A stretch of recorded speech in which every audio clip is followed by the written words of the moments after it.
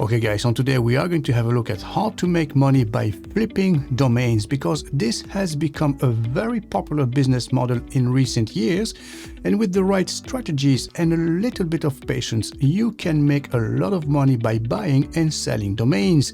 My name is Dave with Verpex, so let's find out.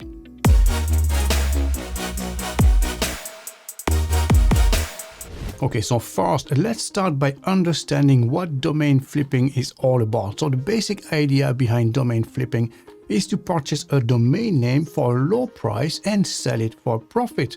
So this can be done in a variety of ways, including buying expired domains, finding domain names with high potential for growth, or even buying domains with pre-existing websites. Now, it is important to know that there is no guaranteed method for making money with domain flipping. It requires a good understanding of the market, you need patience and also a bit of luck. However, with the right strategies and a little bit of effort, it is possible to make a significant profit from this business model. So how do you get started with domain flipping? Okay, so let's break this down in a few simple steps. So step number one is research. So you need to start by researching the market and finding out what types of domains are in high demand. So look for trends in the market, such as the popularity of certain keywords or phrases, and think about what types of domain would appeal to your potential buyer.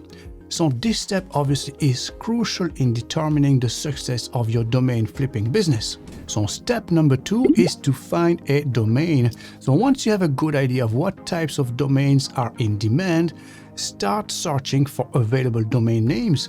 So look for expired domains, domain in auctions, for instance, or even domain marketplaces to find the best deals. But be mindful of the quality of the domain you purchase, as this can have a big impact on the value of the domain when it's time to resell it. And then step number three, you have to buy the domain. So when you found a domain name that you think has the potential to be profitable, you have to make a purchase. So keep in mind that the cost of a domain can vary greatly, so be sure to do your research and only buy what you can afford, obviously, So it is important to have a budget in mind and stick to it, because overspending on a single domain can quickly eat into your profits.